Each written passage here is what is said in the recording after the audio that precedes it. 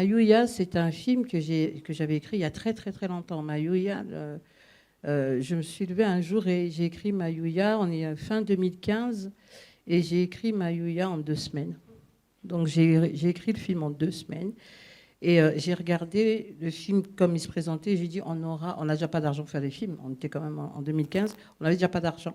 Et quand je regardais ce que j'avais écrit, j'ai dit, le film se fera jamais. Je l'ai rangé dans un tiroir. Et mon collaborateur de l'époque, que tu as connu, Marie-Noël, au Festival Tazama, Ravel, me dit, mais il va falloir que tu le tournes un jour. Et j'ai dit, non, non, vas-y, on va avoir mal à la tête. Et donc, je l'ai rangé. Et puis...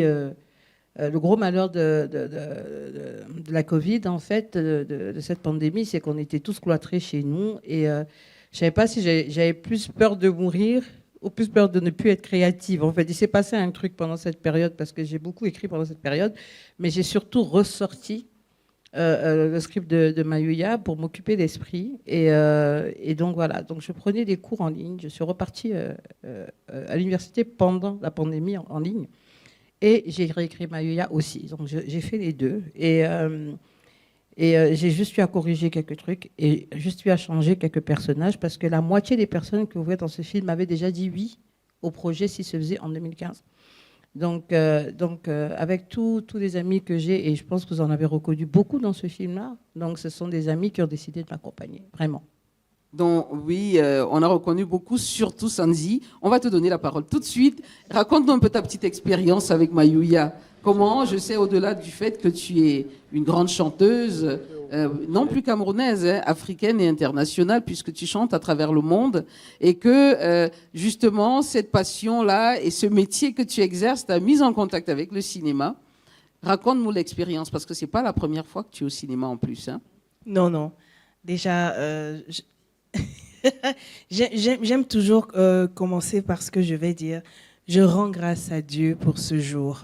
Parce que si nous sommes ici, il faut savoir qu'il y a d'autres qui sont dans la tombe. Il y a d'autres qui auraient aimé être là. Mais nous avons la santé et nous pouvons être ici. Donc, je ne prends aucun moment de la vie pour acquis, pour avoir été à un moment entre la vie et la mort en 2021.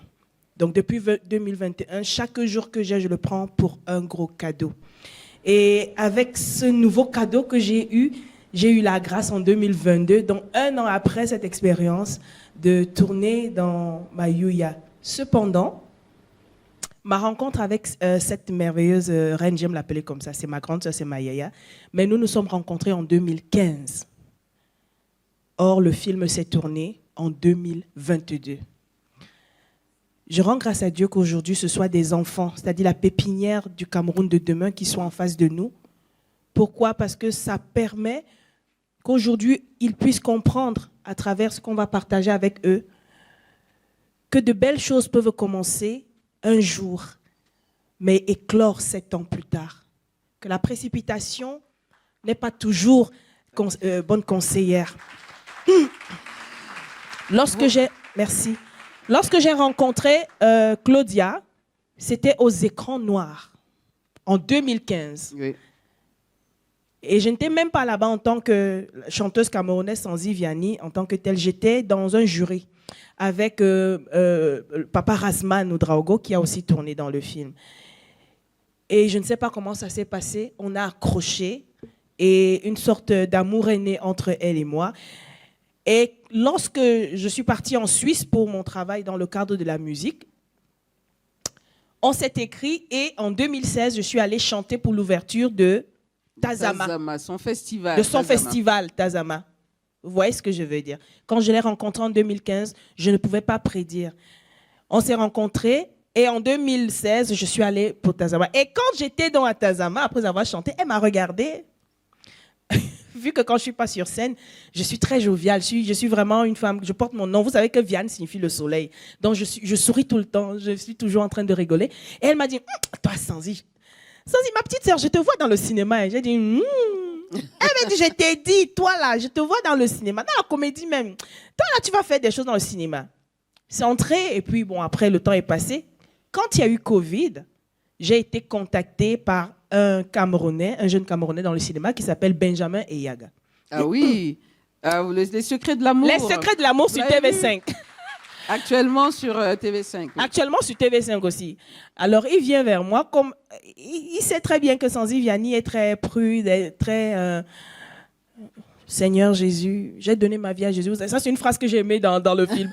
Donc, il avait quand même peur, mais il m'a dit, Sanzi, tu sais, je te vois, je voudrais que tu joues le rôle d'une Chisa dans ma série. J'ai dit, yeah!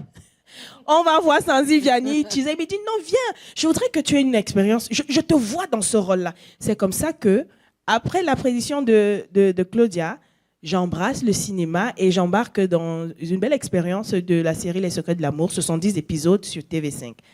Et puis elle me contacte, elle me dit, maintenant le film, il était dit qu'il y avait un film qu'on devait tourner, on va le tourner. Et je voyage pour Brazzaville. Ce que je peux dire par rapport à l'expérience que j'ai eue dans Mayuya, oui.